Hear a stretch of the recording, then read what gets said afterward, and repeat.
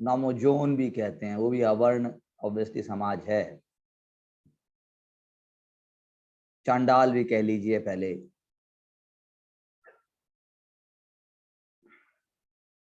और इससे जुड़ा हुआ है मतवा मूवमेंट। मतवा सोशियोलॉजिकल पर्सपेक्टिव से अगर मैं मतवा मूवमेंट के बारे में 2 मिनट बात करूं, बहुत इंपॉर्टेंट है।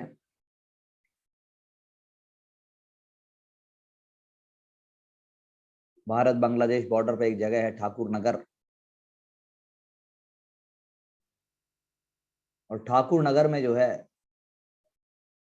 मतवा समाज की मैट्रियार्क, जिसे हर पॉलिटिकल लीडर, हर गवर्नेंस सिस्टम चाहेगा कि मेरा सपोर्ट करे। नामशूद्रा लीडर, नामशूद्रा लीडरशिप बहुत इंपॉर्टेंट है इलेक्टोरल पॉइंट ऑफ व्यू से भी।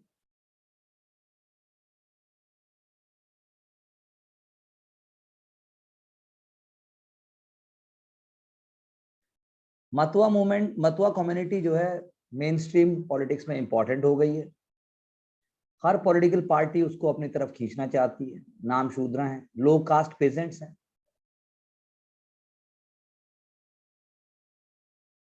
यानी जब हम ब्रिटिश रूल की बात करते हैं तो जो आपके ये बंगाल में जो मूवमेंट्स हुई हैं, पीजेंट मूवमेंट्स, बैरीसाल, फरीदपुर, ढाका, खुलना, जसोर, इन सारे एरियाज में वो पाइनियर कल्टीवेटर्स थे। उन्होंने मार्शी लैंड्स को निकाला और उसको यूज किया।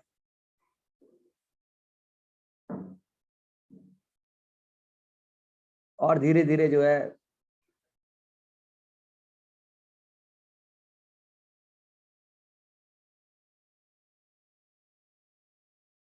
मेन स्ट्रीम कम्युनिटी से लैक ऑफ रिस्पेक्ट की वजह से अपना स्थान बनाते चले। 1870s में हरिचंद ठाकुर नाम के व्यक्ति ने इन बातों को देखते हुए अपना एक अलग रिलीजियस सेक्ट बनाया। 1870 सोचिए, आज वो कम्युनिटी अपने आप को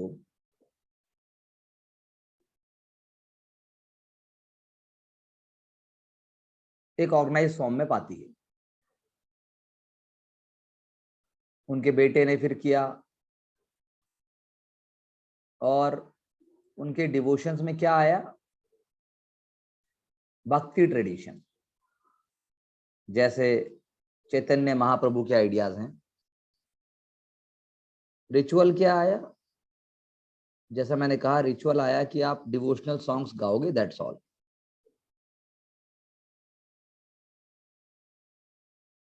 एक ही रिचुअल, आप सॉन्ग्स गाओगे, संकीर्तन करोगे। तो रिलीजियस नहीं रहा, सोशल रिफॉर्म भी आने लगे, एजुकेट होना लगा, पावर स्ट्रक्चर के धीरे धीरे पार्ट होने लगे, एजुकेशनल रिफॉर्म भी आने लगे, क्रिश्चियन मिशनरीज आए, वो मतवाज के वहां स्कूल खोलने लगे नामशूद्रा विलेजेस में। पार्टीशन हुआ तो लार्ज कम्युनिटी जो है वो एंटी पार्टीशन एजिटेशन में जो है शुरू में रिफ्यूज कर दिया इन्होंने। गांधी जी के जो मास मूवमेंट का टाइम था, तब भी इन्होंने तो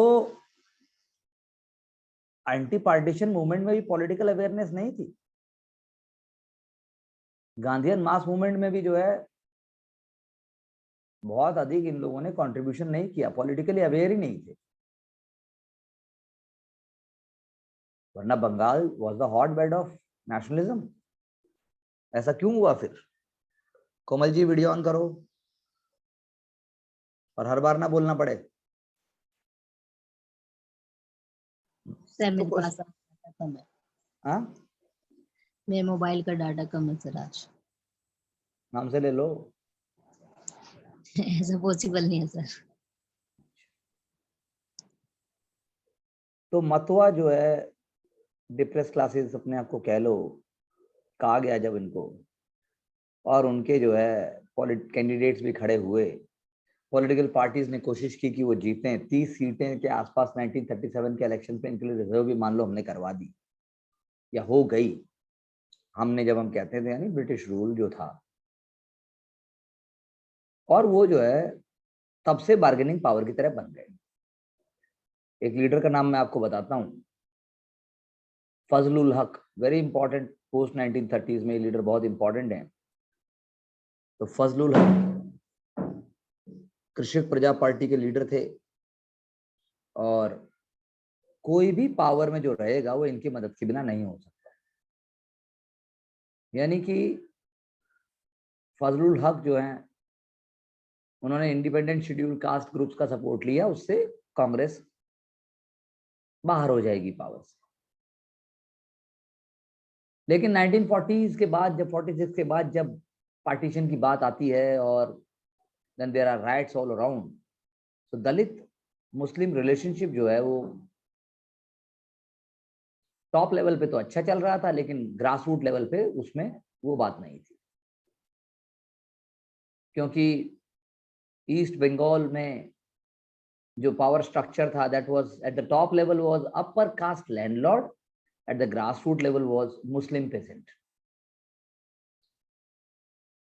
इसीलिए कम्युनल पॉलिटिक्स 1940s के बाद बहुत ऑर्गेनाइज हो जाएगी। नाम शूद्रा और मुस्लिम्स दोनों करेंगे, वो अपने अपने लिए ऑर्गेनाइज करने की कोशिश करेंगे। एक नाम आपको याद और होगा जिनका बहुत बड़ा रोल रहा है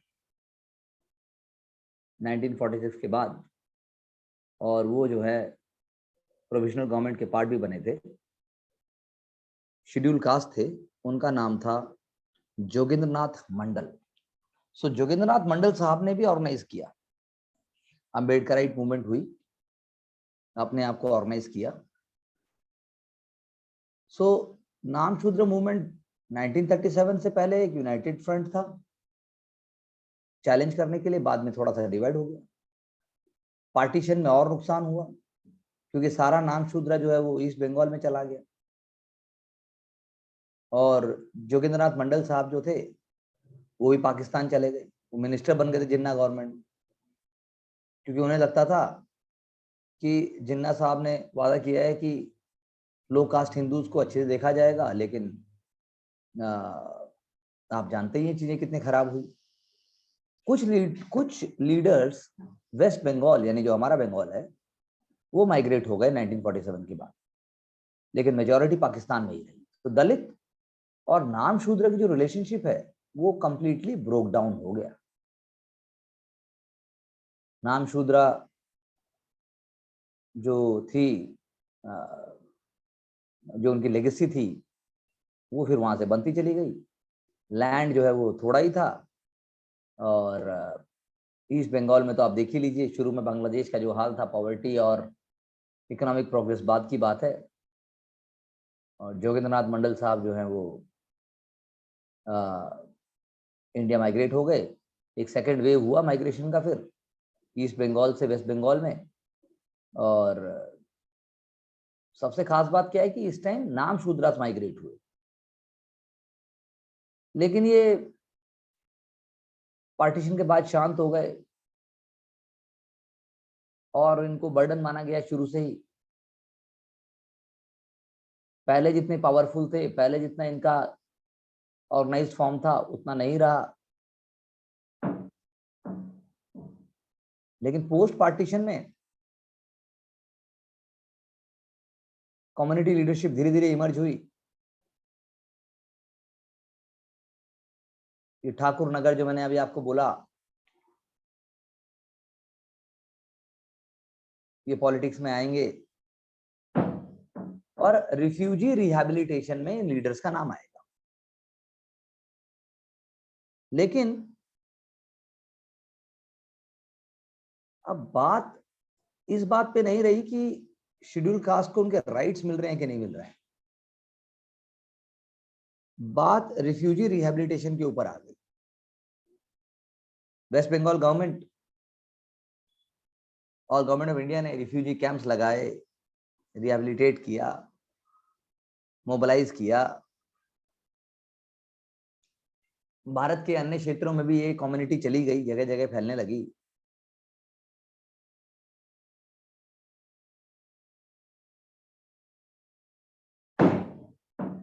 और बाद में ये जो है इंडिया के डिफरेंट डिफरेंट पार्ट्स में, छत्तीसगढ़ है, मध्य प्रदेश है, वहां पर भी नाम शूद्र चले गए। लेकिन कास्ट इशू नहीं हुआ कभी भी। सोशल रिफॉर्म मतलब कास्ट इशू की बात नहीं आई कभी भी। Caste social schedule caste displacement हो रहा है, ये हो रहा है, ऐसा कुछ नहीं। बंगाल में कभी नहीं हुआ ऐसा।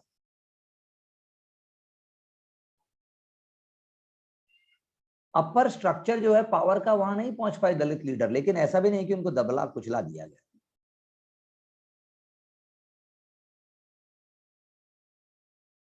पंचायती राज इंस्टीट्यूशन जब आएंगे तो नाम शूद्रास को सिस्टम में आने का मौका मिलेगा और ऊपर उठेंगे, जिसे हम कहते हैं बंगाल में तो भद्रलोक। रूल तो भद्रलोक का है ना बंगाल में, भद्रलोक।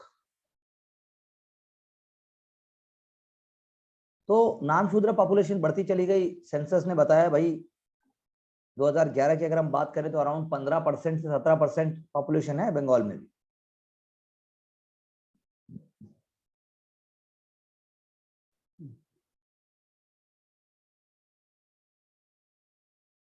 और इशू क्या आता है कि फर्स्ट टाइम जब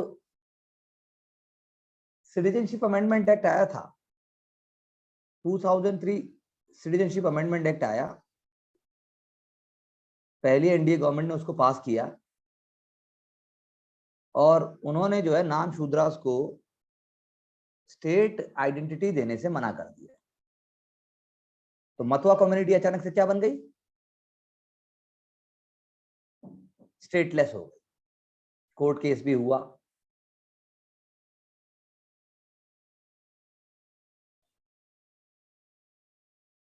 कोर्ट केस चला गया। मतवा महासंघ ने अपने आप को लीगली डिफेंड किया कि हम इलीगल माइग्रेंट्स नहीं है।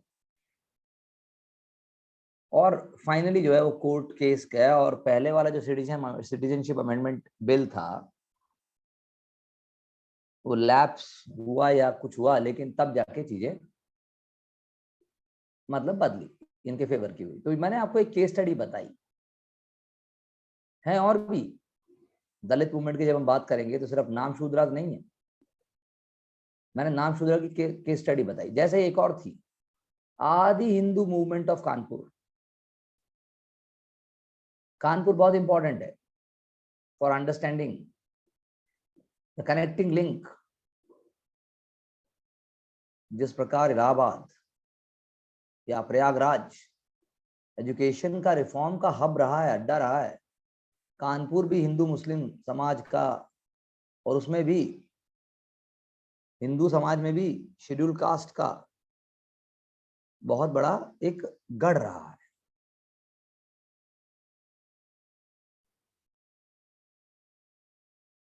बात समझ आ रही है?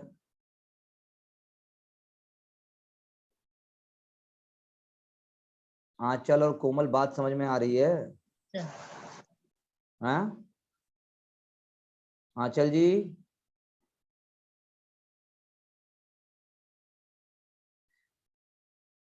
और भी एग्जांपल्स हैं जैसे एमसी राजा साहब ने जो है उन्होंने डिप्रेस क्लास फाउंडेशन बनाया था मद्रास प्रेसिडेंसी में, उनके बारे में ही पढ़िएगा।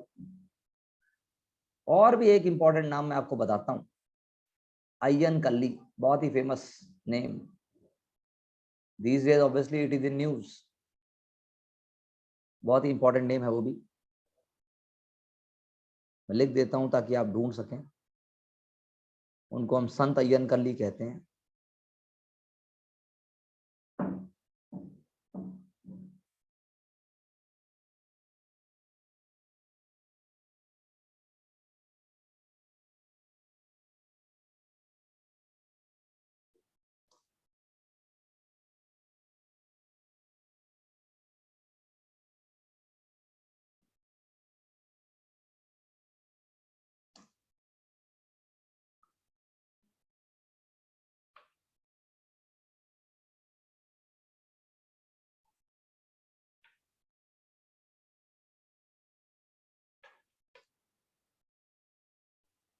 तो अय्यन कल्ली भी ऐसे ही एक संत थे, बहुत महान, ट्रेवनकोर में नोटेड लीडर थे। अगर आप बोलोगे तो मैं इनके बारे में भी दो शब्द बता सकता हूँ। बता दो। अय्यन कल्ली, हाँ अय्यन कल्ली भी अगर आप दिल्ली में निकलोगे तो इनके नाम की सड़कें भी मिल जाएंगी आपको। एजुकेटर भी है अपने आप में, वो एक अपने आप में एक एजुकेटर हैं, अपने आप में एक आइकन थे। उस जमाने में कोई गूगल नहीं था। एजुकेटर है, इकोनॉमिस्ट है, लॉ मेकर है, रिवोल्यूशनरी भी हैं। उन्होंने कैंपेन किया ऑप्रेस्ड क्लास के लिए,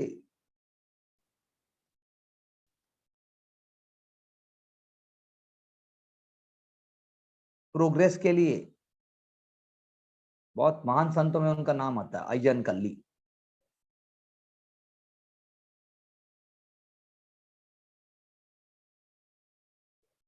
तो जब आप उनके बारे में पढ़ते, मूवीज भी बनी होंगी आई एम श्योर, मलयाली में या तमिल उधर, मतलब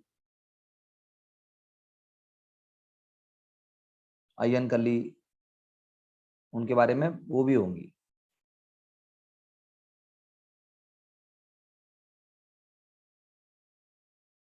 स्पेशली अनटचेबल्स की अगर मैं बात करूं तो, क्योंकि साउथ में आइकन्स पे बड़ी मूवीज बनी है। हमारे यहाँ राव तुलाराम पे कोई मूवी बनी है? क्यों आचल जी? नहीं बनी। कोई फीमेल मेल आइकन पे मूवी बनी हो जागृत समाज के हिसाब से? तो मतलब रेनेसा लेके आने वाले लीडर की तरह हैं अय्यन कल्ली, पायनियर थे।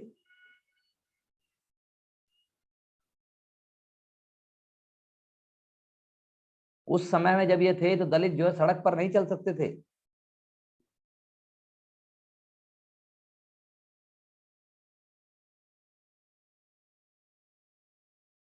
उन्होंने बच्चों के लिए एजुकेशन मांगी। उन्होंने बोला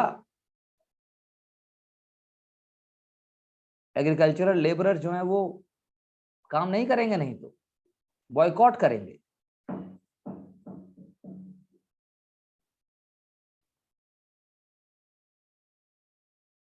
दलित को कप में चाय नहीं मिलती थी, कोकोनट शेल में चाय मिलती थी। वर्कर्स को कोई समय नहीं था आराम का। लैंडलॉर्ड्स ने जो है बहुत कोशिश की कि किसी तरीके से उनकी बातों को दबा दिया जाए, लेकिन वो ऐसा कर नहीं पाए। अब सबको एसएनडीपी योगम तो पता है,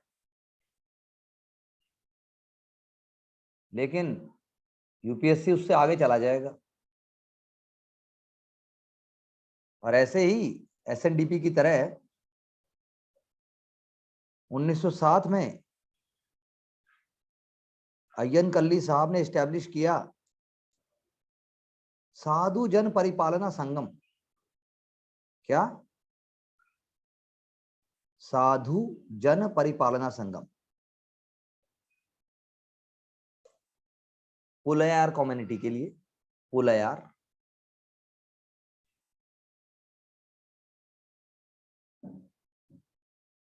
पहले दलित कम्युनिटी के मेंबर जो लेजिस्लेटिव असेंबली के मेंबर बने, अय्यन कल्ली ने बाद में उन्होंने एक मैगजीन भी स्टार्ट की। मैगजीन का नाम था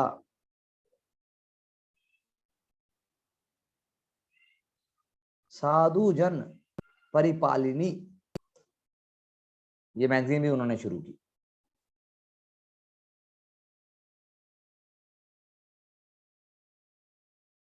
और वो गर्ल एजुकेशन पर भी फोकस करने लगे।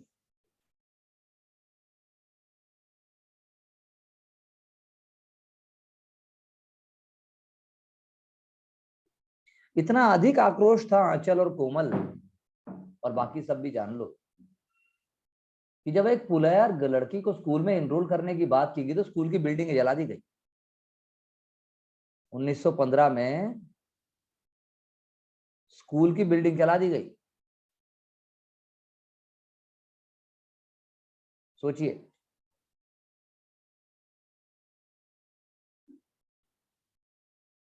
कि लड़की स्कूल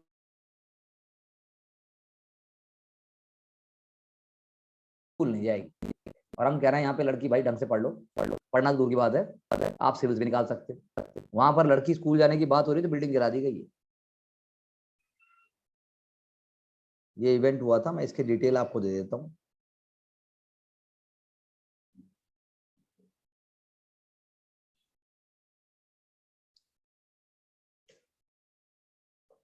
तो ये वो चीजें हैं जिनसे आपको जाग जाना चाहिए।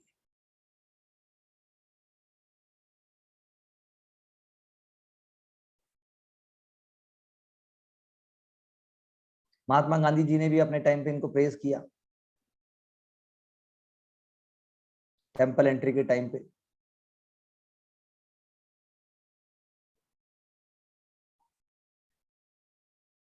और आज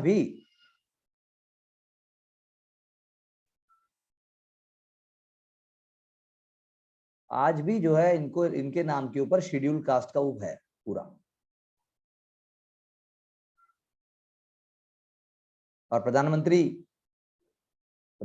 जी ने, मतलब हमारे मोदी जी ने भी, उनके जो भी प्रोग्राम, जो भी एनिवर्सरी जब भी होता है तो उसको पूरा उन्होंने किया है। ग्रेट सन ऑफ इंडिया कहा जाता है उनको।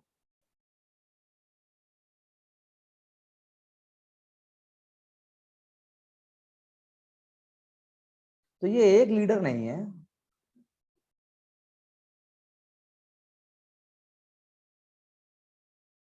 फादर ऑफ मॉडर्न दलित है, father of modern Dalits.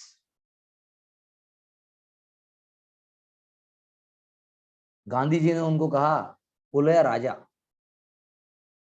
Title था फुलेया राजा।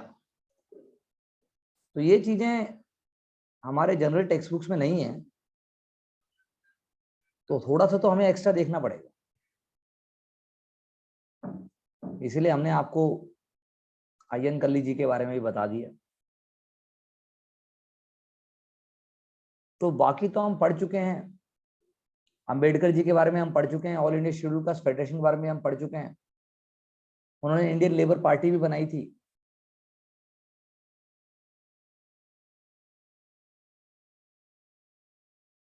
दलित मूवमेंट के अलग अलग फॉर्म भी आए हैं, मल्टीपल तरीके से आई है वो दलित मूवमेंट। अगर हम इंडिया की बात करें, पहला फेज तो इसका अपना वही है, रिपब्लिकन पार्टी और महार मूवमेंट वाला फेज। पहला फेज की अगर हम बात करें, जो आपको एनसीईआरटी में भी थोड़ा सा मिलेगा,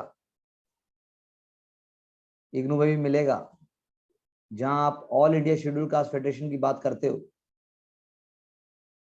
और वही all India scheduled caste federation Dalit mobilization की बात करता है। All India scheduled caste federation, AISCF। Electoral तरीके से दलित मोबिलाइजेशन कामयाब नहीं होगा शुरू में। अंबेडकर जी समझ जाएंगे कि पॉलिटिकल पार्टी सेपरेट ही चाहिए, जिसका वाइडर इलेक्टोरल स्ट्रेटजी भी होना चाहिए। इसीलिए RPI बनी बाद में, रिपब्लिकन पार्टी ऑफ इंडिया 1957 में। और सोशियो इकोनॉमिक कंडीशन दलित और लोअर कास्ट के लिए उन्होंने बात करने की बात की। RPI जो है पॉपुलर हो गई, महाराष्ट्र में अभी भी है रिपब्लिकन पार्टी ऑफ इंडिया, और उत्तर प्रदेश जैसी जगह भी हुई। महार मूवमेंट जबकि वो एंटी ब्राह्मणिकल है अपनी आइडियोलॉजी में, वो कास्ट रिजेक्शन की बात करती है, कास्ट सिस्टम को एंटी डेमोक्रेटिक मानती है, एंटी ह्यूमन मानती है, वो थोड़ी सी रेडिकल है। और अंबेडकर के फॉलोअर्स हम जानते हैं, बाद में बुद्धिज्म को उन्होंने मान लिया। लेकिन उसके बाद आएगा दलित पैंथर्स। नाम देखिए आप, दलित पैंथर्स। जिस तरह से भारत में अभी पहली बार चीता रिलोकेट किया गया है, यूपीएससी में नेक्स्ट ईयर उस पर भी क्वेश्चन हो सकता है कि चीता जो कूना सेंचुरी में, मध्य प्रदेश में कूना में जो उसको रिलोकेट किया है, तो कहाँ से रिलोकेट किया, और कौन सा PSU साथ में जुड़ा हुआ है, या और भी उससे जुड़ी चीजें आ सकती हैं। प्रोजेक्ट टाइगर के लिए अपने आप में बहुत बड़ी बात है। तो दलित पैंथर समाज की जो बात है, वो इन्फ्लुएंस होंगे मार्क्स के आइडियाज से, अंबेडकर के आइडियाज से, और नीग्रो लिटरेचर से। तो दलित इंटेलेक्चुअल्स जो महाराष्ट्र के थे 1972 में, उन्होंने इसे बनाया। दलित इंटेलेक्चुअल्स की मूवमेंट थी ताकि दलित्स में कॉन्शियसनेस आए। लिटरेरी एक्टिविटीज करते थे, डिबेट करते थे, डिस्कशंस करते थे, और इसको हम कहते हैं फेज ऑफ दलित पैंथर्स। ठीक है जी, उन्होंने जगाया ऐसा। उसके बाद आएगा phase of Bahujan Samaj party, तीसरा फेज जो आएगा, बीएसपी, जिसमें उभर के आई कांशीराम, जो खुद पावर में तो ना रहे, लेकिन उनकी वजह से मायावती जैसी लीडर को आगे आने का रास्ता मिला। कांशीराम। सर आपने अभी बोला नीग्रो। नीग्रो। नीग्रो ये क्या था सर? नीग्रो लिटरेचर यानी कि जो अफ्रीकन लिटरेचर है, क्योंकि उसका भी एक लंबा इतिहास है अपार्थाइड के समय से। अपार्थाइड के समय से एक लंबा इतिहास है उसका, रेजिस्टेंस का और फाइटिंग का।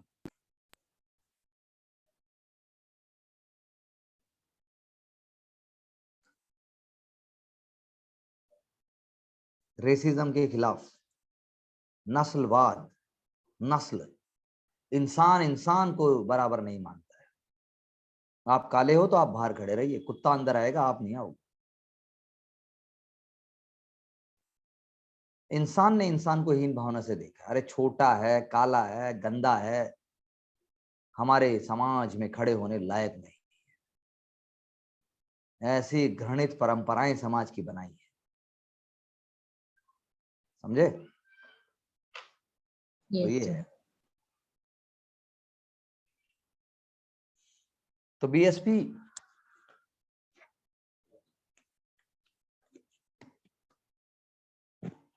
वो है उसका मतलब, बीएसपी हुई, बीएसपी का एक समझ लो कि एक उसका टाइम रहा, चीजें रही।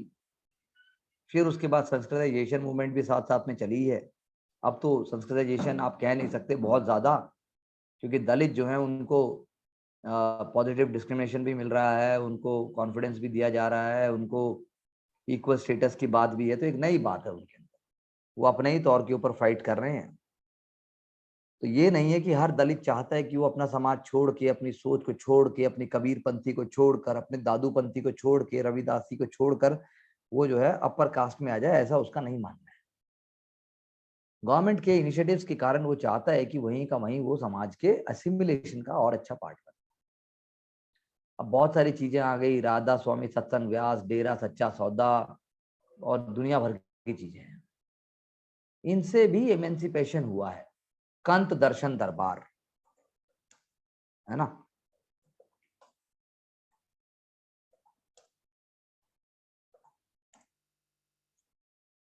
रूहानी सत्संग, ये सब क्या है? ये राधा स्वामी,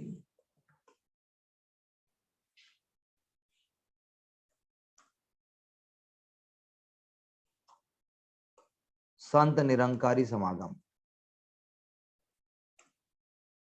बहुत बड़े बड़े लेवल पे चीजें हुई हैं। खासकर हरियाणा, पंजाब, एनसीआर, यूपी, हिमाचल, उत्तराखंड और even JK, parts of Rajasthan also, ये सब इससे इन्फ्लुएंस है।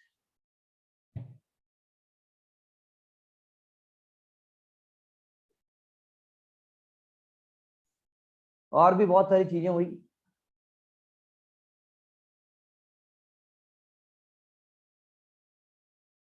इसीलिए आदि धर्म मूवमेंट चली, महार मूवमेंट हुई, ये सारी चीजें हुई, उनमें एक, सब में एक है कि ह्यूमन इक्वालिटी की बात की। बहुत सारे सोशियोलॉजिस्ट इसलिए दलित मूवमेंट को कल्चरल मूवमेंट भी मानते हैं। वो ये मानते हैं कि सारी मूवमेंट्स का गोल यही है, सोशियोलॉजिस्ट का जो कहना है। क्योंकि सारी की सारी कल्चरल मूवमेंट्स क्या चाहती हैं? वो चाहती हैं ritual less anti Orthodox society, ritual less anti Orthodox society. वो चाहती हैं इगैलिटेरियन गॉड।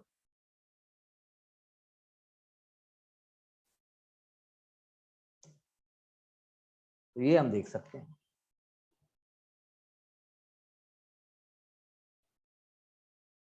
सेकुलर मूवमेंट भी माना है उनको। जे लॉम्बर्ट ने भी बोला है इसके बारे में कि उनके अंदर एक क्लास एलिमेंट है, क्योंकि अपने आप में वो क्लास बन गए हैं। कास्ट आइडियोलॉजी यूज की जाती है जस्टिफाई करने के लिए। अगर वो कास्ट की बात ही नहीं करोगे आप तो जस्टिफाई कैसे करोगे कि मेरे साथ इनइक्वालिटी है? बात समझ में आई? Caste ideologies is use to only justify class inequalities.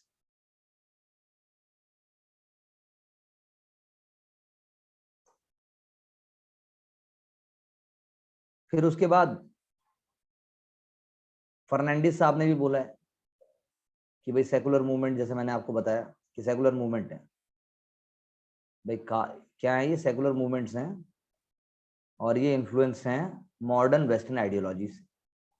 अब तो आपके यूएस में भी कास्ट इनजस्टिसेस के अगेंस्ट वहां पर भी डिपार्टमेंट बन गए। बात समझे मेरी? दलित साहित्य आगे आया है। दलित साहित्य ने बहुत कुछ आया है। अगर आप दलित साहित्य देखोगे, अलग अलग भाषाओं में देखोगे, अब तो पॉडकास्ट हैं, कहानियां हैं, प्लेटफॉर्म्स हैं, बहुत कुछ है। अब तो आप एक्सप्लोर कीजिए तो बहुत कुछ मिलेगा। ठीक है। यस। अब हम बात करते हैं इन्वायरमेंटल मूवमेंट्स की। बड़ी इंपॉर्टेंट है environmental movements, very very important, because contemporary हैं, जीएस में भी आती हैं और सोशियोलॉजी में भी आने की बिल्कुल बात है इनकी, no doubt about it. Environmental movement क्या हमारे यहाँ वेस्ट की तरह हुई है? पहली बात सोचने की बात यह है, तो लगता तो नहीं है वेस्ट की तरह हुई है, क्योंकि वेस्ट के सर्कमस्टेंसेस डिफरेंट हैं, वेस्ट की रिक्वायरमेंट डिफरेंट हैं। हमारे यहाँ बहुत कुछ डिफरेंट है जो समाज में, पूरे वर्ल्ड में कहीं और नहीं है, वो भारत में। भारत इस प्रकार का एक जबरदस्त कंट्री है। तो इन्वायरमेंटल मूवमेंट जो है वो विजन है इकोनॉमिक्स और पॉलिटिक्स का बियॉन्ड, आइडिया ऑफ जस्टिस को रिफ्लेक्ट करती हैं, सोशल स्टेटस और पावर को डिटरमाइन करती हैं, लोगों का इन्वॉल्वमेंट कितना है इसको वो डिपिक्ट करती हैं।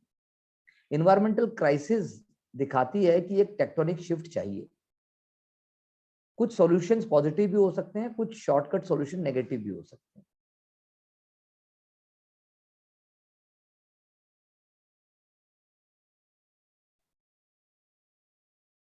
ग्रीन रेवोल्यूशन के कारण यदि हमने बोरवेल बहुत अधिक लगाए हैं तो पानी का लेवल, वाटर लेवल जो है वो नीचे चला गया, लेकिन पानी का जो लीचिंग है सॉइल की वो बढ़ गई, और वाटर की जो एक तरीके से उसका जो एलिमेंट्स हैं, जो उसकी the exact word is not coming to my mind, वो ऊपर आ गया और सब खराब हो गया। कच्छ जैसे एरियाज के अंदर भी बोरवेल लग चुके हैं। जब बारिश नहीं आएगी तो लोगों को पीने का पानी भी नहीं मिलेगा। Similarly is the question of deforestation. Rising water level जो है वो सारी की सारी कंट्रीज को नुकसान करेगा। तो इन्हीं सब चीजों के कॉन्टेक्स्ट में आ जाती हैं आपकी इन्वायरमेंटल मूवमेंट्स। इन्वायरमेंटल मूवमेंट जो है वो सिर्फ ये नहीं कहना चाहते कि डेवलपमेंट जो है वो नहीं होना चाहिए या डेवलपमेंट से जो है बेनिफिट नहीं मिलना चाहिए, लेकिन डेवलपमेंट से जो अनइक्वल बेनिफिट्स मिले हैं समाज के बहुत सारे तबकों को, उस तबकों को बराबर तक लेके आना पड़ेगा। और नेचर सुप्रीम है, आप उसको नहीं जीत सकते, ऐसा बहुत लोगों ने लिखा। और गाडगिल और गुहा साहब ने 1992 में ही लिख दिया था कि भाई इन्वायरमेंटल मूवमेंट आपको लगता है नहीं है, लेकिन अगर हिंदुस्तान की बात करोगे तो आप तुलसीदास के रामचरितमानस से लेकर, हमने तो तब से बात की है। गुहा और गाडगिल ने उस समय में लिखा था, गाडगिल कमेटी और गाडगिल रिपोर्ट तो बहुत बात की बात है। तो नेचर और कल्चर पहले ही डिस्टर्ब हो गया था भारत में तो कॉलोनियल रूल में, और हम उसको रोक भी नहीं पाए। ट्राइबल डिस्प्लेस हुए। हमारे यहाँ ऐसा इंडस्ट्रियलाइजेशन भी बहुत बड़ा नहीं हुआ जिसकी हमें बात थी, लेकिन पाइनियर्स हैं हम, पाइनियर्स हैं हम, मतलब ट्राइबल्स और लोकल पीपल, बिश्नोई कम्युनिटी जैसे लोग पाइनियर्स हैं। इन्वायरमेंटल मूवमेंट्स कैसे इशू उठाती हैं अगर आप देखोगे तो पानी का इशू उठाएंगी, फॉरेस्ट का इशू उठाएंगी, डैम्स का इशू उठाएंगे,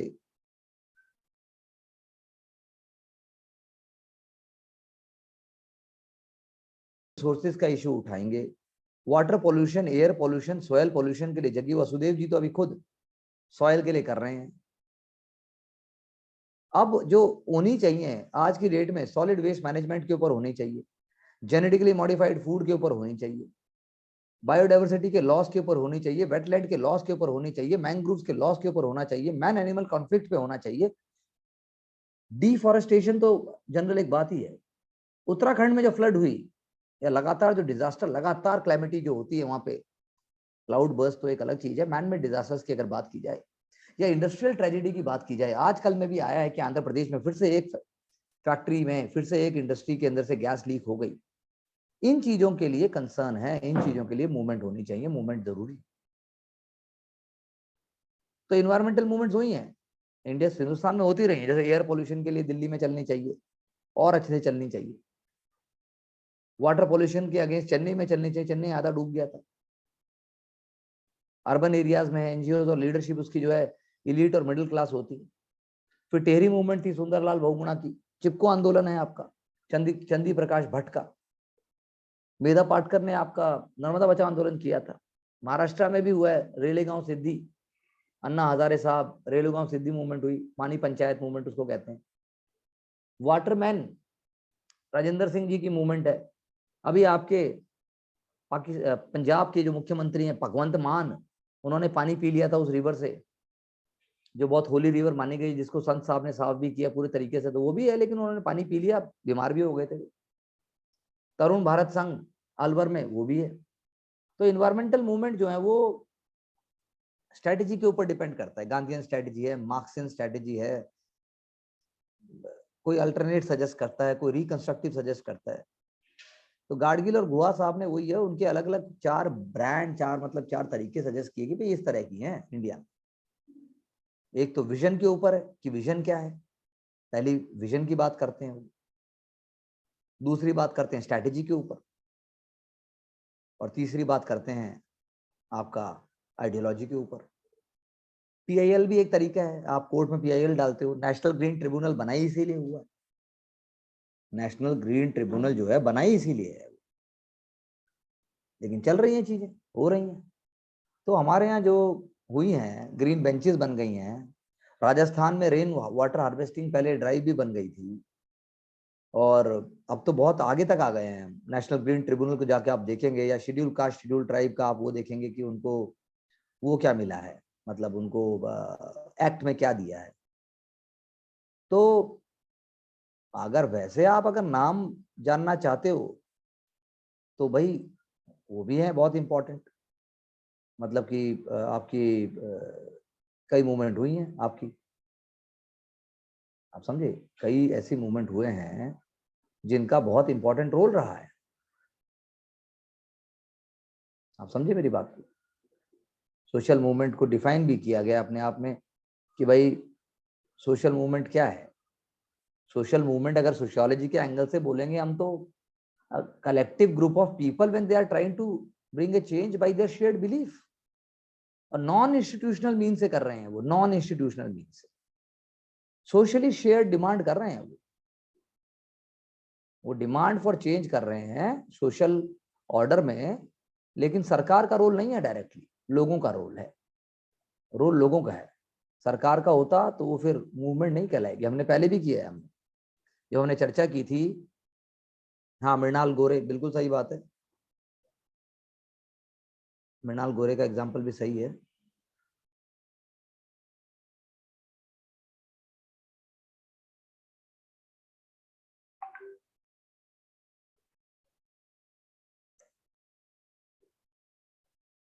तो सोशली शेयर डिमांड है एक तरीके से अगर बोला जाए, मैं जो एक एंगल बोल रहा हूँ। और भी अगर आप उसमें सोचोगे तो अलग अलग नाम दिए गए हैं। तो फंक्शन क्या है उसका? फॉर्मेशन ऑफ पब्लिक ओपिनियन होता है भाई, डिस्कशन होता है इन किसी भी मूवमेंट से, सिर्फ इन्वायरमेंटल मूवमेंट में नहीं, बाकी सब मूवमेंट में भी होगा। और जो इन्वायरमेंटल मूवमेंट का कॉन्सेप्ट है वो तो आपका बहुत ही इंपॉर्टेंट हो गया है। एथिक्स को देख लो आप, एसए पार्ट को देख लो, यूपीएससी के लिए तो इट इज वेरी इंपॉर्टेंट।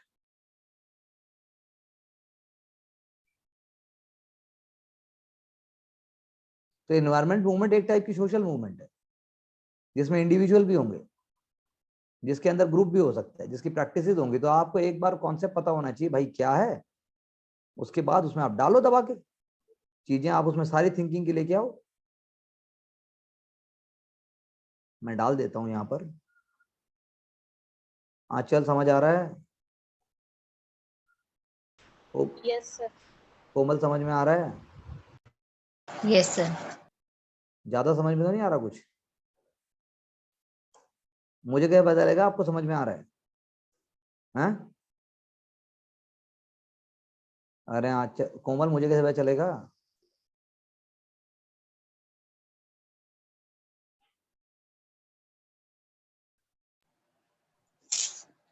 जब सर हम मेंस क्लियर कर देंगे, इंटरव्यू दे देंगे सर, आपको पता। तो जैसे अब मान लो हिंदुस्तान की बात करो तो भैया आप उत्तराखंड में चिपको मूवमेंट सबको पता है। और उसके बाद मूवमेंट अगेंस्ट लाइमस्टोन क्वेरिंग हुई थी दून वैली में। लाइमस्टोन जो पत्थर है उसके खिलाफ हुआ था। सेव भागीरथी और सेव टेहरी डैम हुआ, वो है। गुजरात में सरदार सरोवर डैम की बात हुई, नर्मदा सागर डैम की बात हुई। ऐसे ही गुमटी डैम, गुमटी GUMTI, गूगल कीजिएगा, गुमटी डैम की बात होती है, एक वो हो गया। फिर ऐसे ही आपका जो है ट्राइबल ग्रुप्स का जो उड़ीसा में है, नियामगिरी हिल्स। एक आपकी टेस्ट रेंज है भोगाराई टेस्ट रेंज, भोगाराई टेस्ट रेंज, वहां पर भी मूवमेंट चली।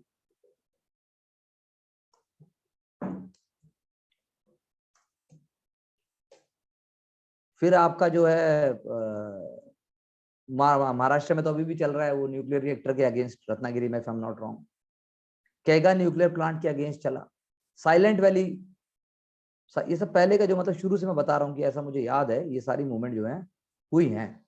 बिश्नोई मूवमेंट हुआ, बिश्नोई मूवमेंट बड़ी फेमस है। बिश्नोई मूवमेंट, चिपको मूवमेंट तो है ही, बिश्नोई मूवमेंट भी बहुत ही फेमस है। फिर उसके बाद चिपको मूवमेंट आपकी हुई, जिसके अंदर आपने पेड़ों से आप चिपक जाते थे ताकि पेड़ काटे ही ना जाए। तो ये सारे एग्जाम्पल दर्शाते हैं। अपिको मूवमेंट भी बड़ी फेमस है उत्तर कन्नड़ा में, वेस्टर्न घाट्स में। जैसे यहाँ चिपको हुई है वैसे वहां पर अपिको मूवमेंट भी हुई थी। अपिको, अपिको AAPPIKO, अपिको। अपिको मूवमेंट भी बहुत फेमस है। बोलिए, आप लोग बोल क्यों नहीं रहे कुछ? हाँ जी,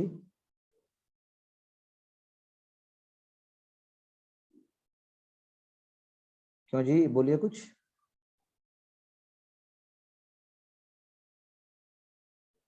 समझ में आ रहा है? Yes sir. सर ये अपिको मूवमेंट ये कहाँ पे स्टार्ट हुई थी? अपिको होनी चाहिए उत्तर कन्नड़ा में, उत्तर कन्नड़ा, कर्नाटका का पार्ट। क्या?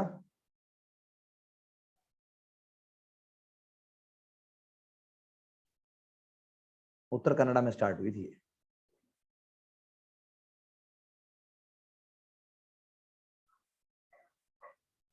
मतलब हिंदुस्तान में कई मूवमेंट्स हुई हैं, बहुत सारी मूवमेंट्स हुई हैं। और मतलब ये सारी मूवमेंट दर्शाती हैं जो हुई हैं कि कितनी इम्पोर्टेंट है। Sir silent valley movement.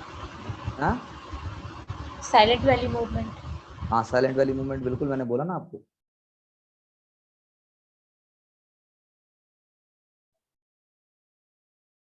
Silent valley movement तो केरला में हुई ना। साइलेंट वैली मूवमेंट तो केरला में हुई है। Yes sir. उसका भी बड़ा इंपॉर्टेंट इम्पैक्ट और रोल रहा है। तो इनकी वजह से आप लगा लो कि लेजिस्लेशन भी बने, इन्होंने इतना रोल डाला कि इनकी वजह से लेजिस्लेशन भी बना, इनकी वजह से चीजें बदली।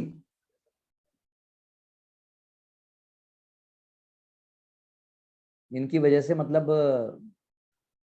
एनवायरनमेंट का ही सिर्फ वो नहीं हुआ, पूरे एक सोच में परिवर्तन है। चिपको मूवमेंट हो गई, साइलेंट वैली हो गई, ये सारी की सारी बहुत मतलब they are very very important. They reflect how India went on to grow. आप अनसरकारी पे भी देखेंगे, मैंने एनवायरमेंट मूवमेंट पे एक दो कुछ बनाया भी है, बहुत ज्यादा तो अभी नहीं, लेकिन उस पर कुछ मिलेगा आपको।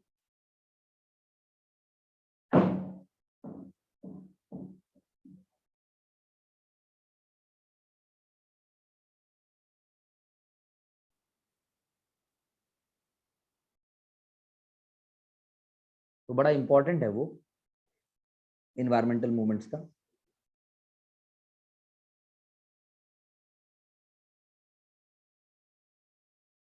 क्वेश्चन पूछो और फिर बताता हूँ।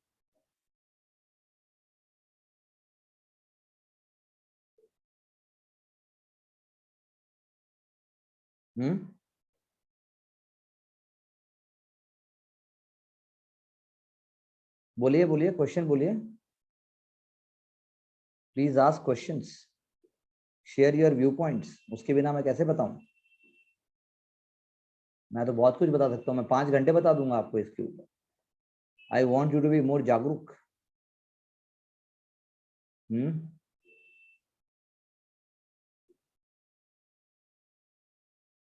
अपिको मूवमेंट, ये सारी चीजें आपको मिल जाएंगी, उसमें ऐसा नहीं है कि भाई अवेलेबल नहीं है, सारी सारी चीजें अवेलेबल हैं।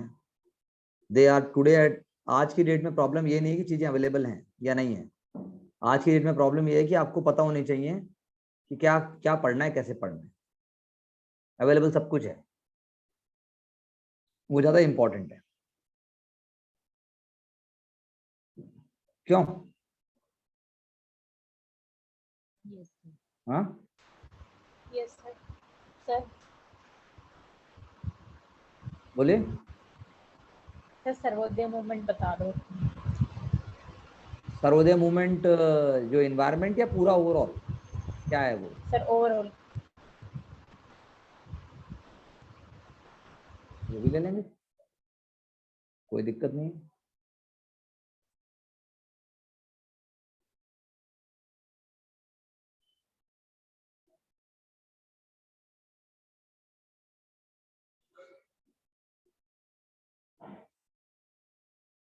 सर एनवायरनमेंट मूवमेंट में से बस चिपको से ही पूछा गया है, वैसे भी प्रीवियस ईयर नहीं, वैसे चिपको से पूछा गया है, लेकिन बहुत सारे मूवमेंट्स हैं जो पता होने चाहिए। ऐसा नहीं है कि भाई चिपको से काम चल जाएगा सिर्फ। यस सर, उन्होंने बोला discuss the Chipko movement as an example of eco feminism. हाँ, इको फेमिनिज्म, यानी फीमेल के रोल के ऊपर उन्होंने जोर दिया। कल को अपी को ले लेंगे, कल को कुछ और ले लेंगे, आपको थोड़ा बहुत तो एक्स्ट्रा पढ़ना पड़ेगा। इको फेमिनिज्म मतलब किस प्रकार से नारी समाज जो है सस्टेनेबल डेवलपमेंट और इकोलॉजी से जुड़ा हुआ है, ये है क्वेश्चन। ना कि सिर्फ यस सर। आपने लिख दिया ऐसे ही कुछ भी गोलमोल। गोलमोल वो नहीं मांग रहा है क्या? गोलमोल नहीं मांग। हाँ, गोलमोल नहीं मांग रहा है। कल हम सर्वोदय से ही शुरू करेंगे या अभी करा दूं? अभी करा दो सर। ठीक है। सर्वोदय मूवमेंट की जब हम बात करते हैं, नाम देखो पहले आप क्या है Sarvodaya. Sarvodaya movement basically Gandhian ideas में रूटेड है। ये सर्वोदय मूवमेंट, उसका ऑब्जेक्टिव है वेलफेयर ऑफ ऑल पीपल, क्योंकि सर्व उदय, चाहे रिच हो चाहे पुअर हो, वो चक्कर नहीं है, अपलिफ्टमेंट होना चाहिए। महात्मा गांधी जी ने स्टार्ट किया, प्रोग्रेस सब सेक्शन की होनी चाहिए, लेकिन गांधीयन इसको आगे लेके जाएंगे, जैसे आचार्य विनोबा भावे, जयप्रकाश नारायण, दादा धर्म अधिकारी, ये सब लोग जो हैं इसके फॉलोवर भी थे और इसके प्रोपोगेटर भी थे, और यही लोग इसको आगे लेके आए। मतलब आगे लेके जाएंगे, इनिशिएट गांधी जी कर रहे हैं। तो गांधीयन आइडियाज का ये बेस है हर हाल में। लियो टॉल्स्टॉय जैसे जो लोग हैं वो भी इनडायरेक्टली इसके इन्फ्लुएंसर हैं।